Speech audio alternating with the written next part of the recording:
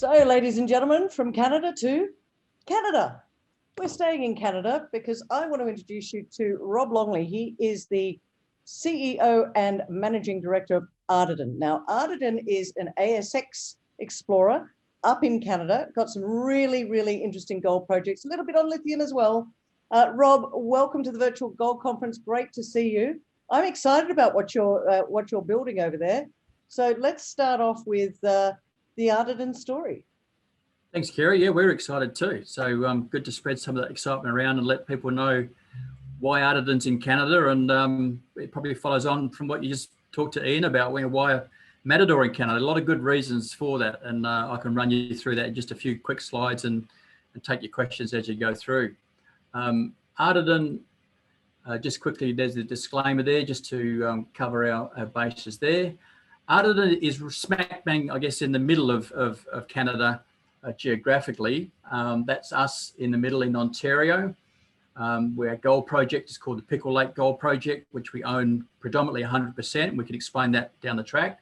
And we have 3 spodumene lithium assets close to Pickle Lake, also in Ontario. So that's our position of all of our projects in Ontario, Canada.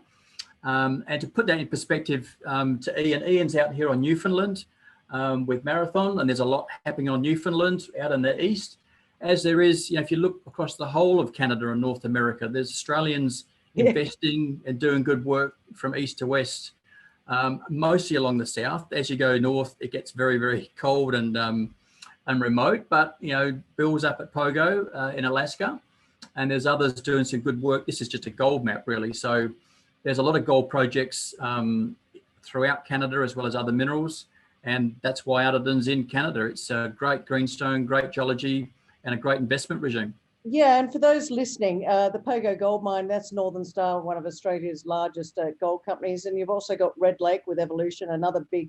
So, these guys have done their homework. And yeah, Canada is a great jurisdiction. We just heard from Ian about why Newfoundland. So it seems like it's a good area for the Aussies to be up there. So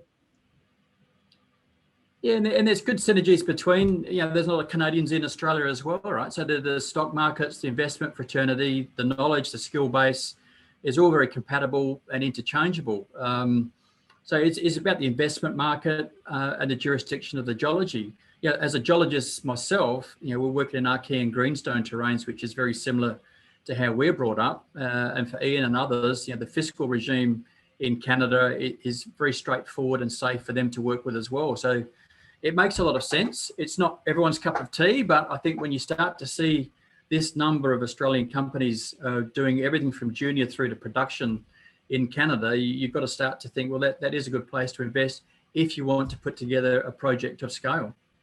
Well, let's dive into the Pickle Crow project, because you've been up there, you've got a clear strategy. It'd be nice to share that with our listeners today. Well, let me get your pickles to start with, Kerry. The Pickle Crow is a gold mine which is in the Pickle Lake region, and Auteco are doing a very good job. That's another ASX listed company, very well credentialed, working right next to us in Pickle Lake. So they're doing the drill out of an old underground gold mine, and we're doing the exploration work around that. So I think one of these slides, yes, here, this is a zoom in of the Ontario region, showing the greenstone belts which run sort of east-west in this region, these sort of blue and green belts through here. So we're in the same greenstone belt that hosts Red Lake's deposits out to our west here. So Red Lake has several gold mines in there, and there's some new ones coming on stream. Red Lake's produced about 30 million ounces. Wow. Pickle Lake itself has only produced 3 million ounces. So we think, as some of our key investors do, that Pickle Lake is sort of a forgotten jurisdiction just on the side of Red Lake that offers a lot of opportunity to explore in. So that's what's showing there. That's sort of northwestern Ontario, and Kirkland Lake and other big gold miners and base metals are over in the east of Ontario, where there's a lot of big mining centres out through there. And this is the Barracks Hemlo mine in the middle. So the whole of Ontario is well endowed with gold mines, underground mines, open cut mines, as well as a lot of base metals. Our base is Thunder Bay, which is on the edge of Lake Superior, which is a sort of, I compare that sometimes to Kalgoorlie. with a bit of snow around it, so some differences, but a very strategic hub, industrial centre, population of over 100,000, very skilled workforce there. It's a mining town as well as sort of a wheat town for all the grain that comes in from further west in Canada into Thunder Bay and gets shipped out to the Atlantic through the lakes and through Niagara Falls. So a really interesting place to be based out of, modern infrastructure through there. And just quickly that, we're going to talk about gold, but our 3 lithium projects form this sort of triangle very close to Thunder Bay, close to the railways, close to the port. So there's value in there for Ardiden shareholders down the track a little bit. So with the lithium, are you looking to do anything with that at the moment? I mean, the focus really is on Pickle Lake, I'm assuming, at the moment. That's quite a large area that you've got there as well, with quite a few prospects. Yeah, absolutely. Prior to me joining Ardiden in May 2019, Ardiden had been focusing on lithium. And then when the market came off, I came in and we aggregated a very big gold project that had all the right boxes in terms of size, quality of geology and mines in the area to attract gold investors into. So you don't want to suddenly just shut your drill rigs around and go and chase pegmatites over there and lose all your gold investors. We're onto a very good gold project and we'll continue to drill and work that as we are at the moment. There's drill rigs turning at the moment. But those lithium assets we didn't throw away at that time. We've held them. They're very good quality spodumene hard rock deposits that outcrop at surface, very accessible. And we've got a number of people interested in those, and we've got an aggregation going on in the area of Northwest Territory to get a critical mass. You've got an ASX neighbour in Quebec next door, connected by a railway that's going great. So lithium is becoming very interesting again, and we'll make sure as a board and with our stakeholders that we get value out of the lithium assets for our shareholders. But gold is absolutely our focus, and that's why you're holding this conference, right? It's a gold conference, and we love gold. Gold is simple in many respects, and it's a lot of excitement and skill involved in exploring for it. But lithium sits there in Ardiden's portfolio as a valuable asset. I guess you could call it a little bit of a hedge there. Rob, one of the things I wanted to ask you, you joined Ardiden in May 2019, so it's not that long ago. What attracted you as a seasoned professional into Ardiden at the time? People to start with. So Neil and I had worked previously at another company, and I knew Neil was a person of integrity that had an awful lot of experience. Neil being the chairman? Yeah, our non-executive chairman, Neil Hackett. He came in as company secretary at Sundance after the plane crash. And during a period like that, you get to know people of integrity, right, that help you out of an awful situation. And Neil was definitely one of those people. So I admired Neil for what he did for us during that time. And I know that he's there when things get tough. Unfortunately, we hope no one ever has to go through something like that again. So the people, Pauline, I met very quickly and understood her strength in the financial markets, international experience and with lithium, and really the opportunity for someone to come in and look at the geology of the area. They had a little bit of gold put together, some really interesting results, and the opportunity to make a decision on what to do with a company like Ardiden that was a share price of 0.2 cents, $3 million in cash, which is similar to what we have now, although our share price isn't 0.2 anymore, it's 2.5. So we've sort of got up and running. I mean, 18 months has gone quickly, and there's certainly been a 12-month building period to get the portfolio of size and to clean up some tenement structures to get it sort of into a very manageable phase. But really that opportunity to explore in an area that hasn't been explored too much. I've worked in Kalgoorlie, the Goldfields, Tanami, and you're as a junior of that size, you're struggling to find enough ground to put together to give you that opportunity to make a big discovery. So the opportunity here in the Ontario jurisdiction, the way they run their claims, was very enticing. We can build a big gold project here, an exploration project, get the right investors, and potentially find some big monster gold deposits out here. It's that sort of country with 4 underground gold mines right under our doorstep, Red Lake with 30 million ounces produced next door, and Australians moving into the area from an investment point of view. It's a good place to work. Pretty simple decision, really.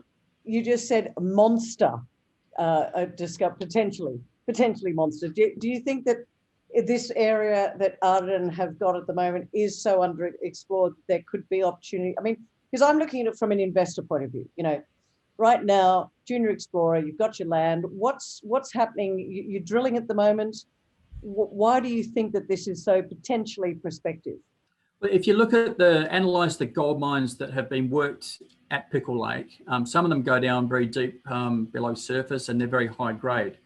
They were mined at a time where the gold price was nowhere near as strong as it is today. So now you can look at the exploration model here in a slightly different view, to looking for, you don't necessarily need above 10 grams per tonne. You can mine underground at 4, 5, 6 grams per tonne and make it very profitable.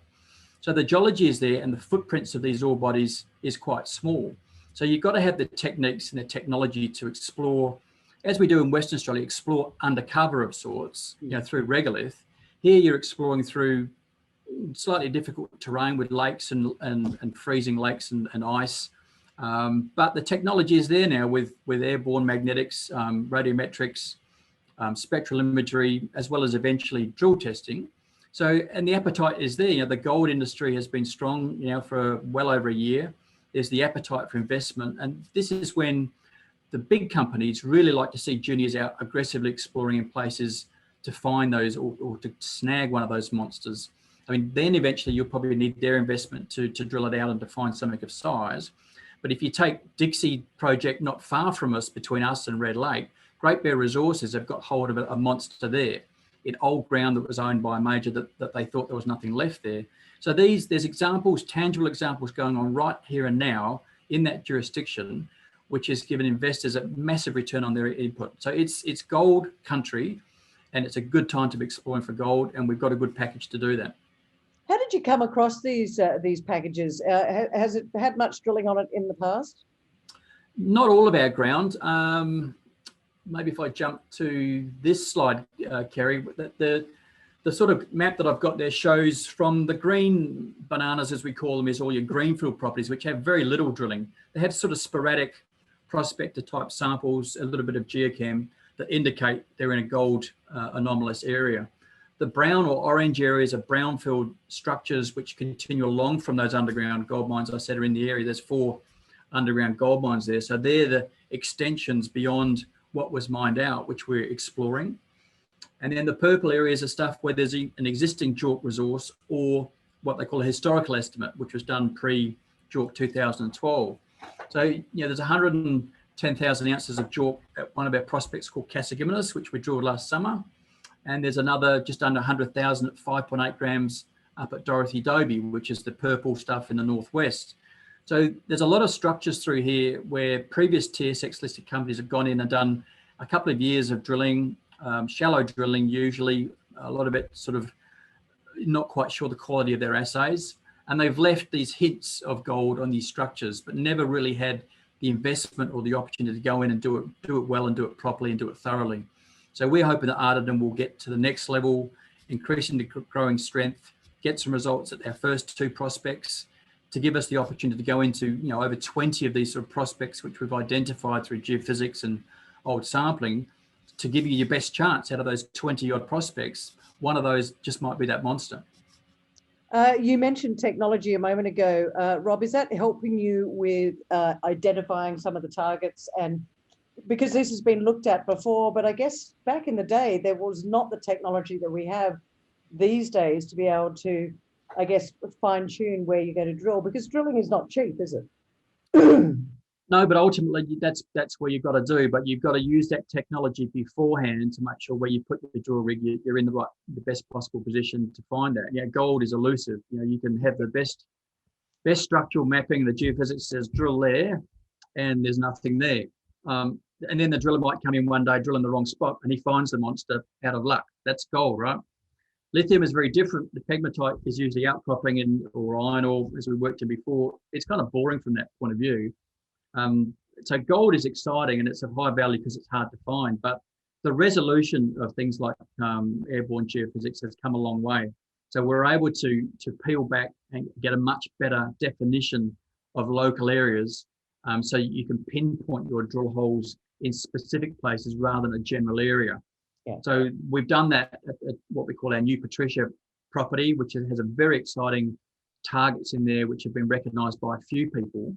The Esker prospect, which is in a big red circle in there is really where we want to get to, hopefully during the back half of this year. There's some big structural targets in there which are very much the same footprint as operating gold mines around us up at Musselwhite and at Hemlo. So using the knowledge of signatures from known gold deposits, what do they look like? What is the structure? Have you got something similar here? Yes, we have. Has it been drilled? No, it hasn't. So we're going to work our way out there and get the drill bit to test those structures. And then using cheaper options or more efficient for a junior in using drone-based geophysics rather than helicopters. So are there smarter ways of getting you local pictures of your exploration? And there are.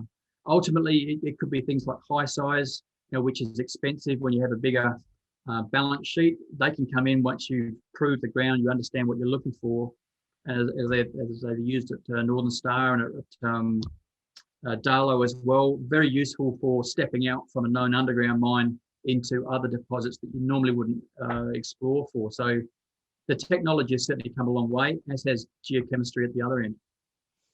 Rob, before we run out of time, I really want to focus on the news flow. Here we are, first week of February. What happened to January? Don't know. Oh, look at that. Love that. Actually, good point there, Rob. Does the snow stop you from some of your groundwork? Clearly not, I guess. Just quickly on that, and I'll get to news flow. But basically, when you're trying to thicken the ice, you need to get the snow off of it because it acts like a blanket. So you really want the ice to be exposed to the wind and the cold. At the moment, it's about -30 in Pickle Lake, so that's disintegrated.